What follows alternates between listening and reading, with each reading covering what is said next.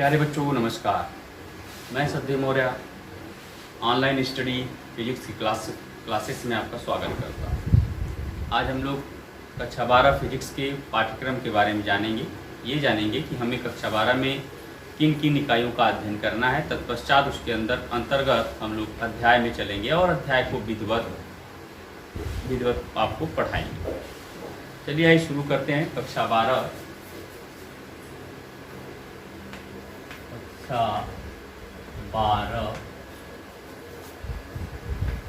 भौतिकी।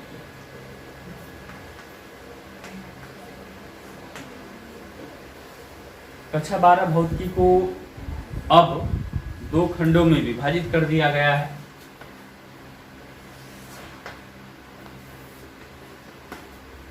ये है आपका खंड क और ये रहा आपका खंड ख। खंड क में हमें 5 इकाई पढ़ना है। पहली इकाई का नाम है आपका स्थिर वैद्युतिकी।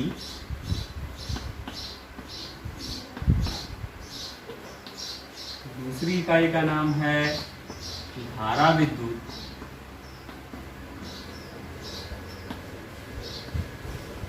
तीसरी इकाई का नाम है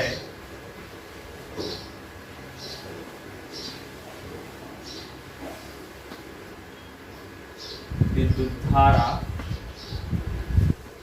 के चुंबकीय प्रभाव एवं चुंबकत्व। चौथी इकाई का नाम है वैद्युत चुंबकीय प्रेरण।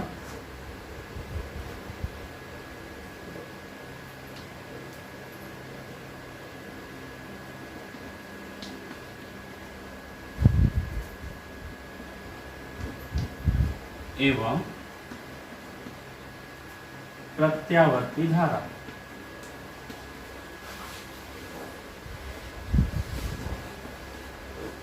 और 5वीं इकाई का नाम है वैद्युत चुंबकीय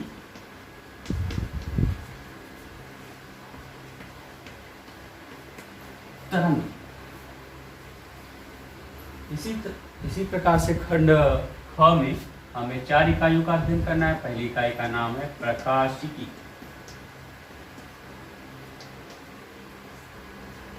दूसरी इकाई का नाम है हमारा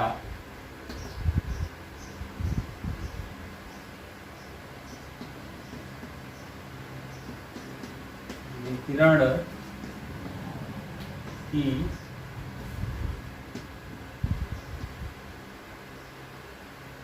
द्वैत प्रकृति। यहाँ पर बच्चों यहाँ पे लिख लीजिए द्रव्य तथा विकिरण की द्वैत प्रकृति। तीसरी इकाई का नाम है हमारा परमाणु तथा नाभिक। चौथी इकाई का नाम हमारा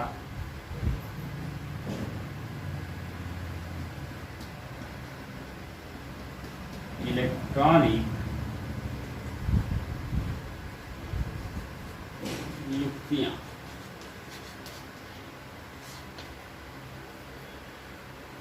बच्चों अब हमें इन 9 इकाइयों का 5 इधर 4 इधर कुल 9 इकाइयों का विधिवत अध्ययन करना है।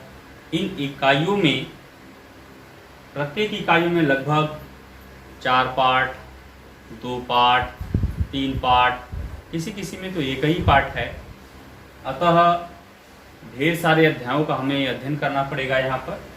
और मैं स्क्रीन को कुछ देर के लिए पाज कर दे रहा हूँ। आप सभी इकाइयों का नाम कहीं कापी पर नोट कर लीजिए।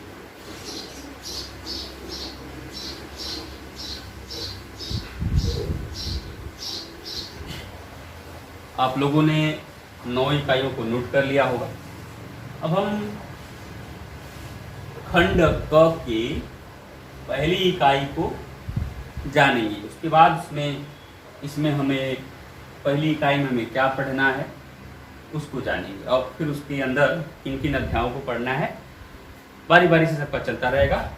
आइए स्थिर वैद्युतिकी को शुरू करते हैं।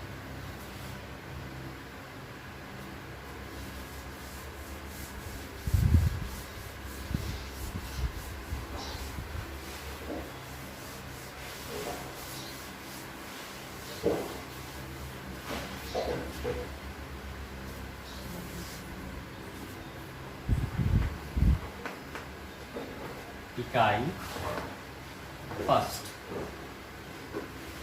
इसका नाम है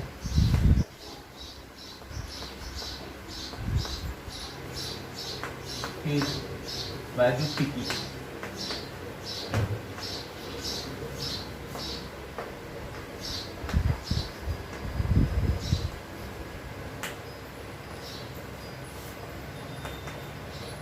इलेक्ट्रोस्टैटिक्स।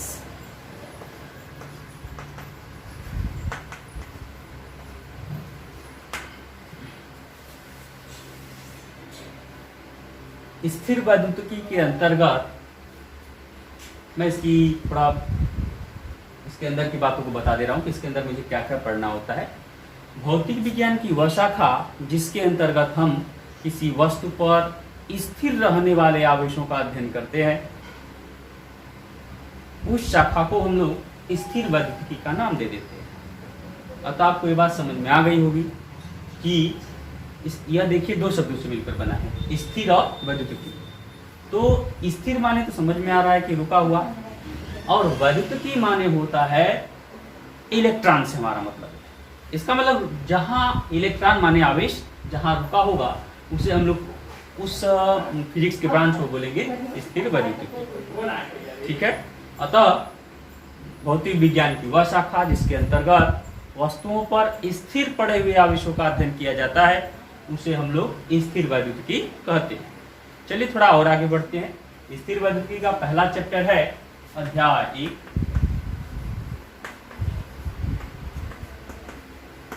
इसका नाम है वैद्युत आवेश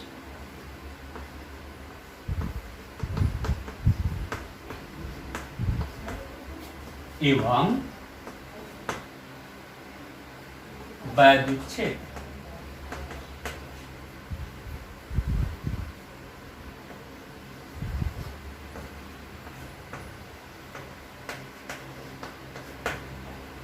electric charge and electric field. Electric charge and electric field में लिख दे रहा हूं यहीं पर। इलेक्ट्रिक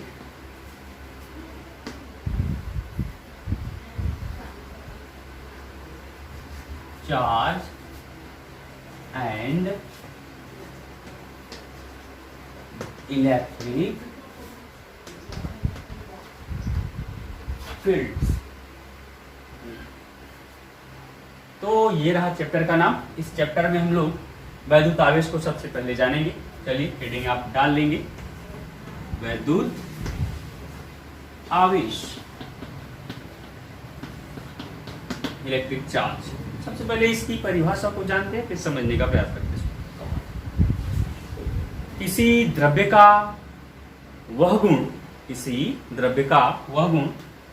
जिसके कारण यह वैद्युत और चुंबकीय प्रभावों का अनुभव करता है, चुंबकीय प्रभाव को उत्पन्न करता है और उसका अनुभव करता है, उसको हम लोग क्या बोलेंगे? वैद्युत आवेश।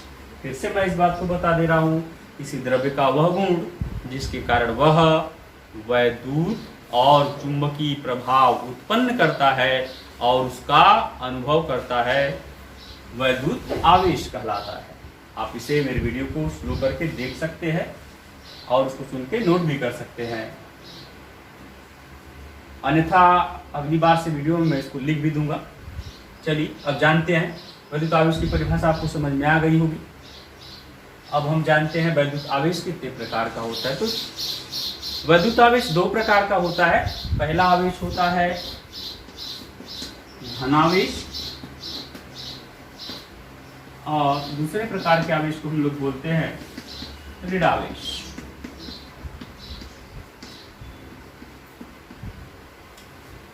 देखिए धनावेश और ऋणावेश शब्द को धनावेश और ऋणावेश को शब्द को लाने वाला सबसे पहले जो वैज्ञानिक थे वह अमेरिका के बेंजामिन फ्रैंकलिन थे।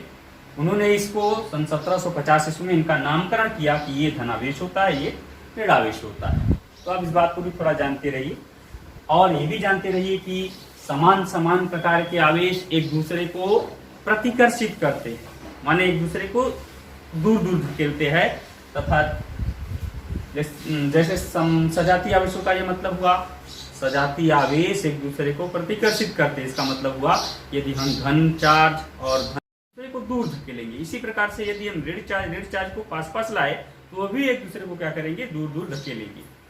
और विपरीत प्रकार के आवेशों में आकर्षण होता है, अर्थात अगर हम एक धन चार्ज और ऋण चार्ज को पास में लाए तो वो एक दूसरे को अपनी ओर खींचने लगेंगे। इस तरह से सजातीय आवेशों में प्रतिकर्षण और विजातीय आवेशों में आकर्षण होता है। आइए जानते हैं कूलाम का नियम।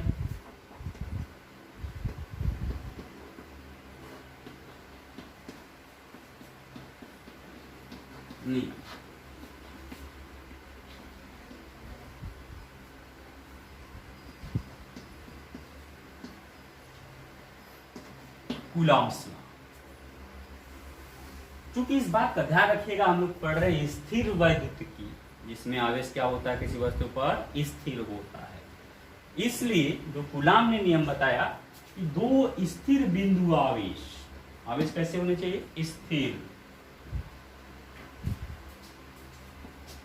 यहां पर मान लीजिए हमने रख दिया Q1 आवेश, कोई भी प्लस माइनस की कोई बात नहीं होती, यहाँ पर हो गया Q2 आवेश। तो मान लेते हैं इनके बीच का जो डिस्टेंस है वो कितना है, R। डिस्टेंस है वो कितना है, R। तो इन्होंने एक नियम दिया, क्या नियम दिया, मैं उसको यहाँ पर लिख दे रहा हूँ क्योंकि ये सब बोर्ड संबंधित परीक्षाओं में एक नंबर का क्वेश्चन बनता है, इसलिए मैं इसको लिख दे रहा हूँ। मान लेते हैं कि कोई आवेश Q1 है और यहाँ पर इससे R दूरी पर एक आवेश रखा हुआ है Q2। ये बिंदु A पर रखा है, ये बिंदु मान लिया मैंने B पर रखा है। इस Q1 और Q2 के बीच में इस समय मैं मान लेता हूँ कि वायु का माध्यम भरा है। अभी मैं जब थोड़ा इसके बारे में और आपको बता दूंगा तो अन्य माध्यमों को बीच में रखकर बताऊंगा कि कैसे उसके बारे में होता है। तो चलिए आइए जानते हैं कूलाम का नियम क्या है। उन्होंने बताया कि दो स्थिर बिंदु आवेशों के बीच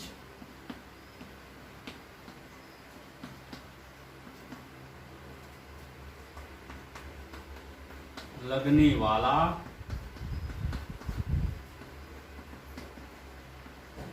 आकर्षण या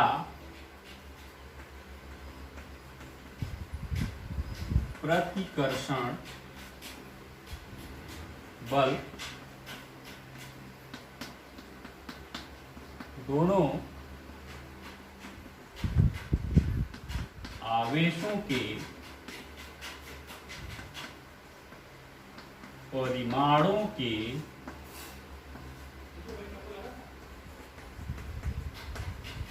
गुणनफल के अनुक्रमानुपाती तथा उनके बीच की दूरी के वर्ग के व्युत्क्रमानुपाती होता है।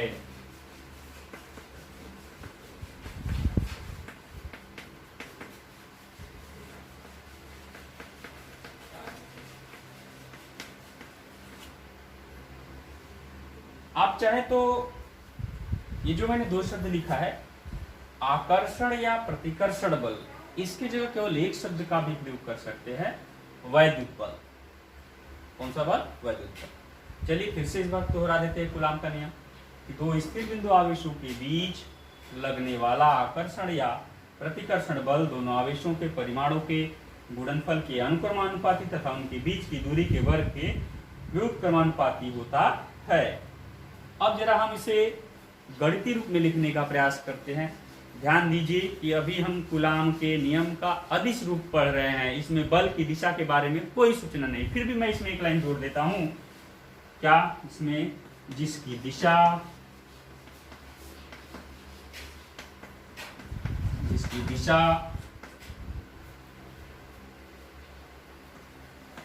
दोनों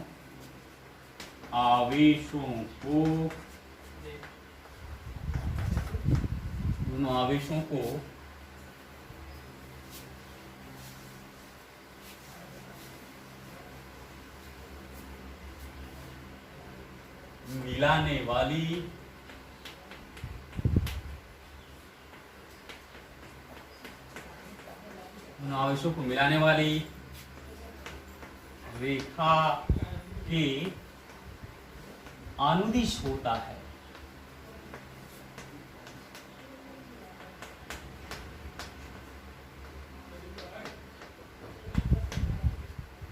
क्योंकि इसमें हम बात कर रहे हैं किसके बारे में? बल वास्तव में एक सदिश राशि होती है, परंतु अभी हम यहाँ उसके परिमाण की बात करेंगे। दिशा को हम अगले लेक्चर में प्रयोग करेंगे, जिसका नाम होगा कूलाम के नियम का सदिश रूप। तब वहां पर उसको बताएंगे सदिश रूप के हिसाब से कैसे चलता है।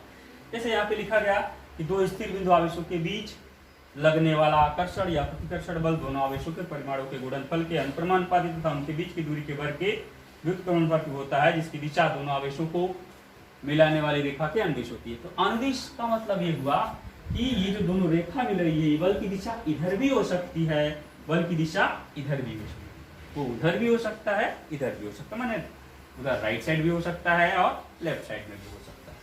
तो चलिए आइए जानते, चूंकि हम यहाँ पर प्लस Q1 आवेश मान चुके हैं, Q2 आवेश मान चुके हैं, तो जो वैद्युत बल होगा उसका परिणाम कैसे लिखा जाएगा?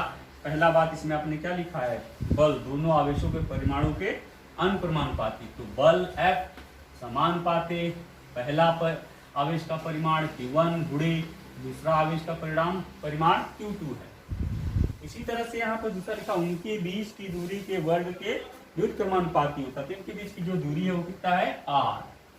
तो जो बल है वह समानुपाती हो जाएगा 1/r का स्क्वायर। चूंकि ये व्युत्क्रमानुपाती है इसलिए 1/r स्क्वायर हो गया। मैं वीडियो को थोड़ी देर के लिए पाज कर दे रहा हूं ताकि आप इसको लिखना चाहे तो लिख सकते।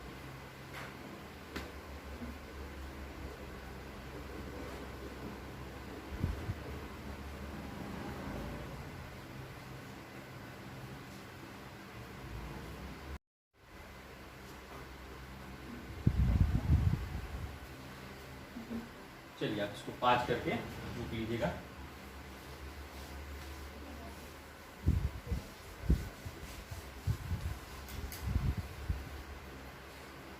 आइए इन दोनों समीकरणों को हम मिला देते हैं।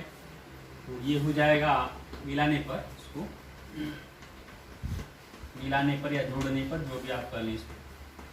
F समानुपाती का जोड़ तो आपको आता होगा। समानुपाती कैसे? जैसे जो चीजें लेफ्ट हैंड साइड में जो चीजें एक जैसी होती है उनको एक बार लिखते हैं।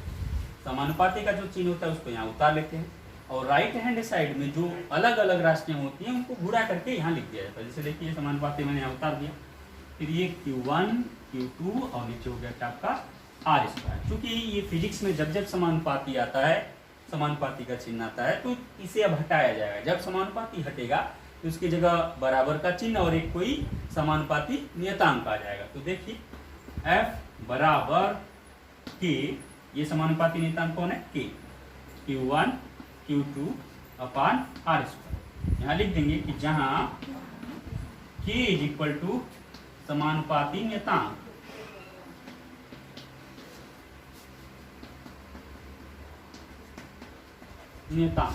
इस नियतांक का जो मान होता है वह, ये जो दोनों आवेश आपने पहले रखा था, यहाँ Q1 यहाँ Q2, इनके बीच में कौन सा माध्यम भरा है?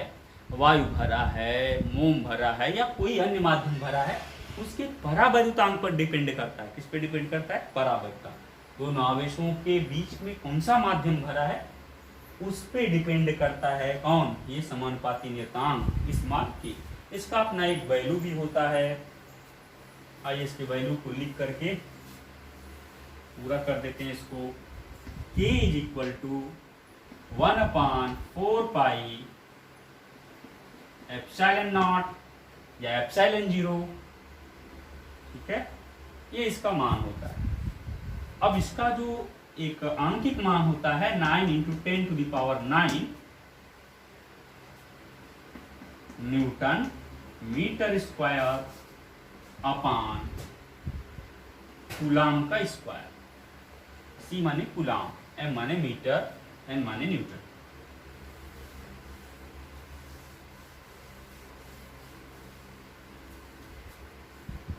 इसलिए जो हमारा ये बल है, ये K का जो मान है, अब हम K का मान उठा क्या रख देंगे तो आ जाएगा K equal to 1/4 epsilon naught into Q1 Q2 upon R का स्क्वायर। ये सूत्र तब लागू होगा जब दोनों आवेशों के बीच में कौन सा माध्यम भरा होगा, वायु।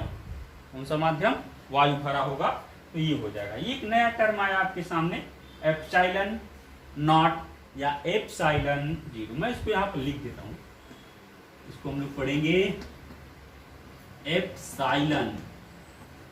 एप्सिलॉन कुछ लोग 0 भी पढ़ते हैं या आप इसको पढ़ सकते हैं नॉट, जो आपको उचित लगे वो करो। इसकी भी वैल्यू होती है 8.85 × 10⁻12। खैर उसकी जरूरत अभी यहाँ पर नहीं है, आपको इतनी की जरूरत है। अब मान लीजिए कि इन दोनों आवेशों के बीच में कैपिटल के परावैद्युतांक का कोई माध्यम डाल दिया जाए, तो यह सूत्र जो है थोड़ा सा बदल जाता है। थोड़ा मैं स्क्रीन को पास कर दे, आप रोक दे रहा हूँ, आप पास करके इसको नोट कर लीजिएगा। हम बात किस पे करेंगे, आप उसके बीच में कैपिटल के परावैद्युतांक का माध्यम भर दिया जाएगा, तो ये सूत्र कैसा हो जाएगा उसके ऊपर बात होगी। चलिए मैं इसको मिटा देता हूँ।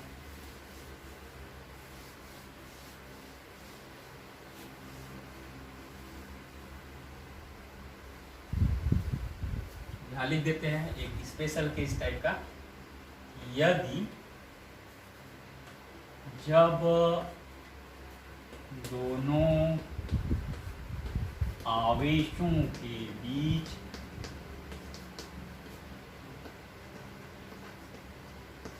कैपिटल के परावैद्युतांक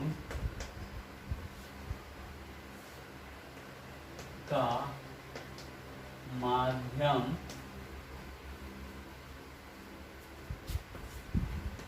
भरा, तो क्या होगा, तो वैद्युत जो बल होगा या वही आकर्षण या प्रतिकर्षण बल, वैद्युत बल वो F is equal to 1/4 epsilon naught into K हो जाएगा। इसमें ये माने समझ लीजिए कि फोर्स जो है 1/K गुना हो, फोर्स घट जाएगा जब इसके बीच में डालेंगे तो क्या हो जाएगा, फोर्स का मान घट जाएगा, 1/K टाइम्स हो जाएगा, 1/K टाइम्स हो जाएगा। तो ये हो जाएगा Q1 Q2 अपान R का स्क्वायर। ये है कूलाम के नियम का गणितीय रूप।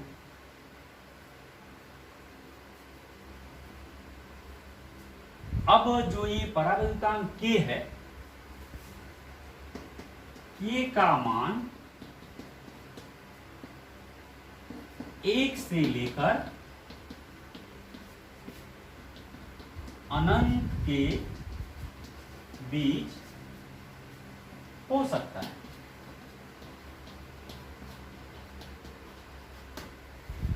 जैसे मान लीजिए अगर हम K बराबर वायु होता है, वायु के लिए K बराबर 1 होता है। वायु के लिए क्या होगा, वायु के लिए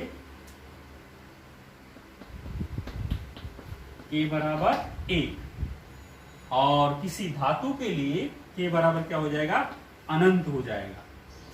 धातु के लिए क्या होगा, धातु के लिए K बराबर इंफिनिटी हो जाएगा। ठीक है, चलिए आज हम लोगों ने तो 3 बातों को जाना कि स्थिर वैद्युतिकी क्या होती है और वैद्युतावेश क्या होता है, कितने प्रकार का होता है, इसको किसने खोजा, और फिर उसके बाद हम लोगों ने कूलाम का नियम पढ़ा, जिससे हमें ये पता चलता है कि दो आवेशों के बीच में जो बल लगता है, जो बल लगता है उसको हम लोग कैसे माप सकते हैं, कितना लगता है ये पता चल जाता है। और कुछ चीज़ें स्क्रीन पे पड़ी हुई है। अब हम इसके बाद कल वाले वीडियो में, आज के लिए अब इतना ही, कल वाले वीडियो में हम आपके सामने ले आएंगे कि कूलाम के नियम का जो सदिश रूप होता है उसका क्या महत्व होता है, हम उसे क्यों पढ़ते हैं, इसके बारे में कल जानेंगे। आज के लिए इतना ही, धन्यवाद।